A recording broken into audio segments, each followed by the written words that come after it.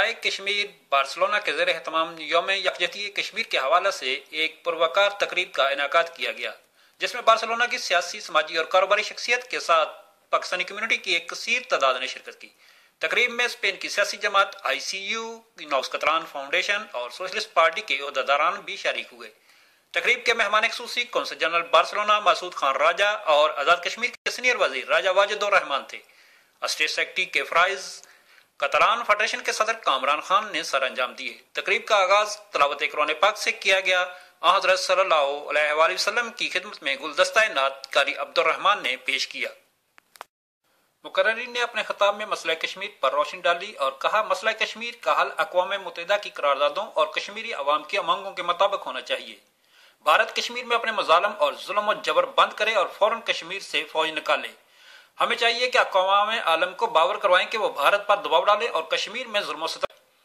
تقریب کے مہمان خصوصی قونصل جنرل بارسلونا مسعود خان راجہ نے صدر مملکت پاکستان جناب ممنون حسین اور وزیر اعظم میاں محمد نواز شریف کا پیغام کشمیر ڈے کے حوالے سے پڑھ کر سنایا اور کہا کہ پاکستانی کمیونٹی کے سیاسی رہنماؤں کو چاہیے کہ وہ مسئلہ کشمیر کے بارے میں اسپین کے سیاسی عہدیداران کو بتائیں تاکہ اس ایشو کو اسپین کی پارلیمنٹ تک پہنچایا جا سکے۔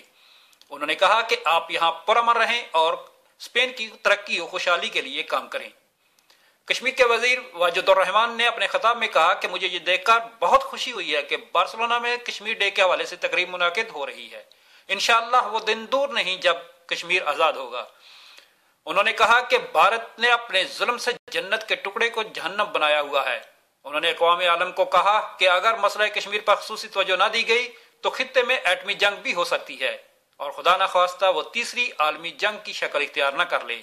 دیگر مقررین میں شاویر بوج، منصرات گارسیا، خوسے ماریا سالہ، محمد اقبال چودھری، راجہ مختار احمد سونی، خالد شہباز چوہان، انجینئر راجہ سرفراز، ملک شریف، راجہ طارق نے بھی خطاب کیا اور جمی شیخ نے ملی نغمہ پیش کیا۔